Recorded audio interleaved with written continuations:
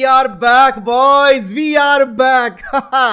World cup खत्म हो चुका है, सब चीजें हो चुकी हैं, सेटल डाउन हो चुका है सब कुछ, ट्रांसफर रूमर्स चालू हैं, लेकिन आज रात में हम वापस से एक्शन में दिखेंगे अगेंस्ट बर्नली इन दी ईएफएल कप। ईएफएल कप माने कैराबाओ कप। बट उस सब पर जाने से पहले मैं आपको बताना चाहता हूं, अगर आप भी फुटबॉल रिलेटेड छोटी से छोटी न्यूज़ पढ़ना चाहते हैं और ज़्यादा समझना चाहते हैं गेम को, आप लाइव मैच कमेंट्री सुनना चाहते हैं, स्टैटिस्टिक्स वगैरह ध्यान पे देना चाहते हैं, then One Football covers every section of the game on their platform. कुछ नहीं करना है आपको, head over to the link given in description, download the One Football app now where you can track all the latest transfer updates regarding United, Real Madrid, Barcelona और any other club in the Europe or outside Europe as well. Also, they started to stream ISL games for free. So if you are living outside India, then you have a great chance of watching ISL games for absolutely nothing. So without wasting any time, head over to the link and download the app for absolutely free. आज हमारे bold bastard की Manchester United देखने को मिलेगी में action में। Erik ten हैग बहुत खुश होंगे क्योंकि उनके प्लेयर्स की performance through out the world cup बहुत शानदार रही है। आप एक एक प्लेयर जिसके बारे में बात करेंगे, उन्होंने अपनी तरफ से अपनी टीम के लिए 100% परफॉर्मेंस दी थी। अब कौन कितना डीप गया कंपटीशन में, उस पर तो आप ज़्यादा डिस्कशन कर नहीं सकते because it's a team game. But हाँ, इंडिविजुअल बेसिस पर अगर देखा जाए तो यूनाइटेड के प्लेयर्स ने बहुत अच्छी परफॉर्मेंस दी है थ्रू आउट द कैंपेन। लेकिन अब नेशनल टीम का कैंपेन खत्म हो चुका है, क्लब फुटबॉल वापस आ रही है, इंडिविजुअल्स वापस आ चुके हैं और इस सब के बीच में कॉन्ट्रैक्ट टर्म्स भी नेगोशिएट करे जा रहे हैं सर्टेन प्लेयर्स के साथ। डिएगो डेलो का अभी कॉन्ट्रैक्ट नेगोशिएशन चालू है, फ्रेड का 1 साल का कॉन्ट्रैक्ट एक्सटेंशन ट्रिगर कर दिया गया है, रैशफोर्ड का 1 साल का कॉन्ट्रैक्ट एक्सटेंशन ट्रिगर कर दिया गया है, डेविड डिया के साथ नई डील फाइनलाइज करी जा रही है लोअर वेजेस पे। ये सारी अपडेट्स अभी कल हमें मिली हैं, लॉरी विटवेल ने, सैमुअल लर्कर्स ने, साइमन स्टोन्स ने, सभी ने ये चीज़ वेरीफाई कर दी है कि यूनाइटेड अभी डेविड डेया के साथ नया कॉन्ट्रैक्ट नेगोशिएट करने के लिए तैयार है, मार्कस रैशफोर्ड के साथ नया कॉन्ट्रैक्ट करने के लिए तैयार है। फ्रेड की अभी जो सिचुएशन है वो अभी डमाडोल है, उनको शायद रिन्यू नहीं किया जाएगा, बस उनका 1 साल का कॉन्ट्रैक्ट इसलिए पुश किया गया है जिससे कि अगर मार्केट में कोई नई टीम आती है फ्रेड के लिए तो उस पर वो अमल का मतलब उस पर वो अगर सेल जनरेट कर पाए तो वो कर लेंगे।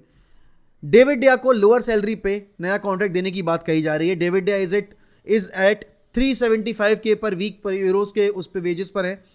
अगर मैं यहाँ मार्कस रैशफोर्ड की बात करूँ, मार्कस रैशफोर्ड अभी 200K पर वीक के वेजेस पर थे, उनका इंप्रूव्ड कॉन्ट्रैक्ट बताया जा रहा है कि वो 400K पर वीक के कॉन्ट्रैक्ट पर होंगे।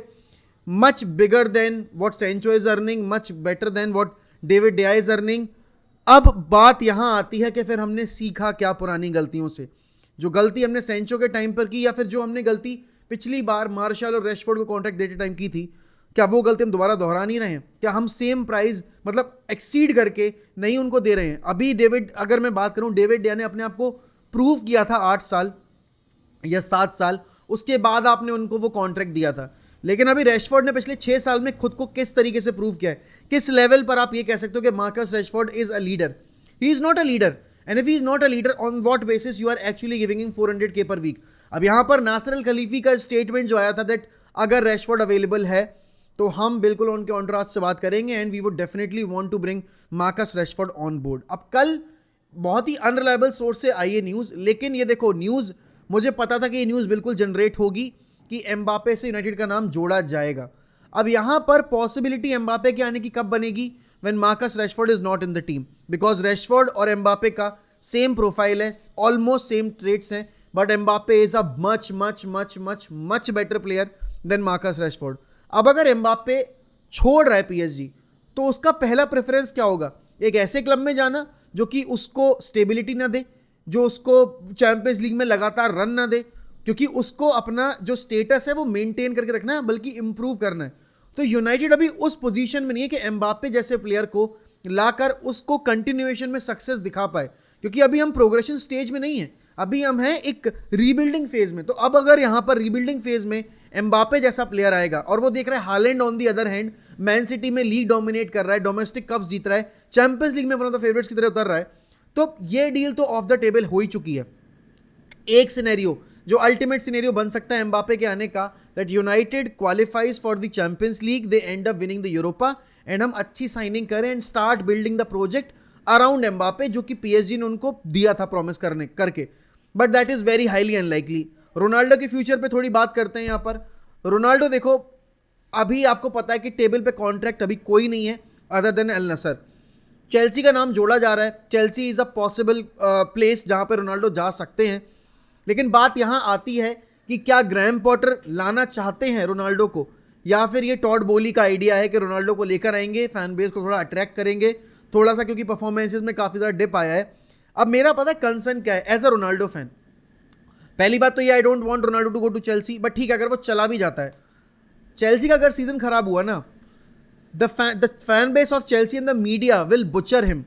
ऑलरेडी आपने देखा कि पिछली साल जब यूनाइटेड ने मतलब हमने अच्छा फिनिश नहीं किया और वो थर्ड हाईएस्ट गोल स्कोरर था लीग में, उसके बाद भी उसको ताने मारे गए, उसको बैशिंग मिली मीडिया से। Imagine if he end up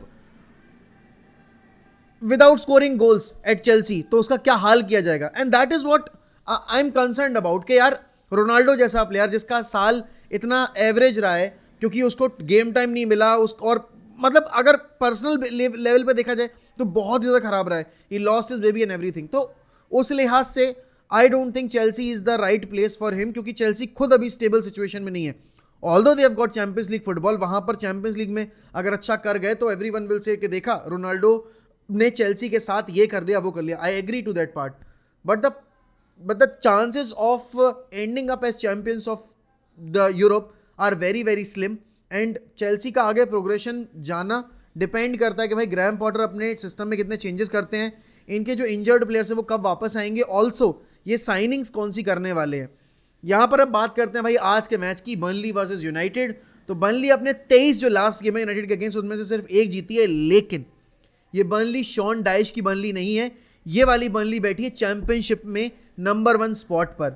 और विंसेंट कंपनी ने इस टीम को एक अटैकिंग माइंडसेट वाली टीम बनाया है, बिकॉज आपको पता है विंसेंट कंपनी पेप गार्डियोला के अंडर खेल रखे हैं और वो जब अपने कोचिंग बैचेस अर्न कर रहे थे तो वो उसी टाइम कर रहे थे जब वो प्लेयर भी थे। तो आप देख रहे हो कि प्रोग्रेशन बर्नली के, अगर मैंने आपने वीडियो क्लिप्स भी देखी होंगी, कुछ वायरल हुई थी इंस्टाग्राम पे एंड कुछ सोशल मीडिया पे अदर प्लेटफॉर्म्स पे, that Vincent Kompany is demanding much more than what Sean Dyche used to demand from his players. तो ये चीज़ कहीं ना कहीं डिफरेंस क्रिएट करती है जब एक नया मैनेजर आता है, एक अलग वाइब लेकर आता है, एक अलग कैरेक्टर के लेकर आता है, और वो एक चैंपियन मेंटेलिटी वाला प्लेयर है जिसने मैन सिटी को कैप्टन अपने अंडर कैप्टनशिप इतने ज़्यादा टाइटल्स जितवाए हैं, चाहे वो डोमेस्टिकली बात करो आप, चाहे अगर आप बात करो बेल्जियम नेशनल टीम के लेवल पे, तो भी he was one of the key figure.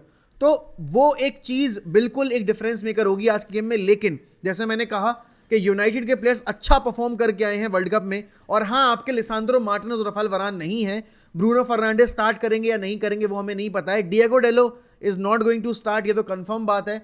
यहाँ पर सेंटर बैक पेयरिंग में आपका विक्टर लिंडलॉफ और हैरी मैग्वायर ही होंगे, लेफ्ट बैक की पोजीशन पर आपके टायल मलासिया खेलेंगे, और यहाँ पर अब आपकी मिडफील्ड क्या रहने वाली है, because Casemiro is back, Fred is back, Bruno Fernandes is back, यहाँ पे अप फ्रंट भी आपके पास एंटनी है, रेशफोर्ड है, मार्शल है, फकुंदो पाइस्त्री है, तो आपके पास गर्नाचो है जिसके बारे में न्यूज़ आ रही है कि वो स्टार्ट करने के कंटेंशन में है, Jadon Sancho is not available. तो अगर मैं कंपैरिजन करूं क्वालिटी का, even though we don't have Lisandro Martinez and Raphael Varane, we have got a brilliant squad to compete against Burnley and we should win this game. यहाँ पर आपको आप देखो पता है बर्नली एक फिजिकल टीम है, उनके पास हाइट एडवांटेज है, उनके पास बुली करने वाले प्लेयर्स हैं, बट आपके पास क्वालिटी बेटर है। और ठीक है फिजिकलिटी वगैरह सब मैटर करते हैं, but you are playing at home.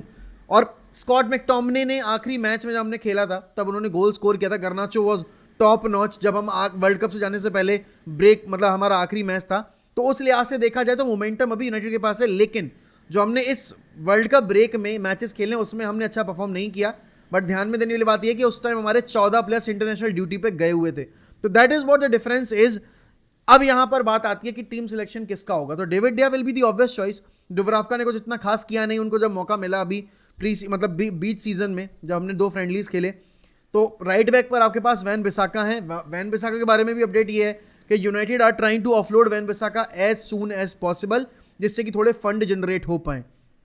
उसके अलावा लेफ्ट बैक के एरिया पे टल मलासिया या फिर लूक शॉ भी खेल सकते हैं, यू डोंट नो। उसके बाद मिडफील्ड में आपके पास कैसेमीरो, ऑब्वियस सी बात है वही स्टार्ट करेंगे, and alongside Scott McTominay probably, Eriksen शायद, बट डोंट नो। यहाँ पर अगर मैं बात करूँ ब्रूनो फर्नांडिस की, तो शायद ब्रूनो स्टार्ट ना करें, डॉनी वेंडबिक को चांस दिया जाए because it's a cup game और हमें अभी बॉक्सिंग डे पर भी मैच खेलना है। लेट्स सी क्या होता है. My prediction is that United should win this game.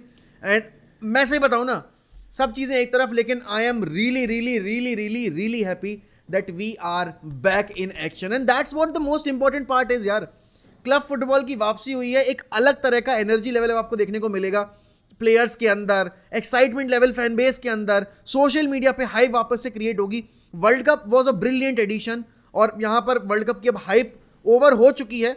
अब सब अपने पोस्ट वर्ल्ड कप वाले उसमें है, सीन में है, लेकिन अब फुटबॉल वापस आ रहा है. And this is the football that I love watching. And what is this is Premier League. And thank you so much for 44K subs. Keep pushing me. 50K करने में दिसंबर एंड तक. So keep subscribing to 1MUFC and then मिलते हैं रात में watch along पर. Till then bye bye, take care.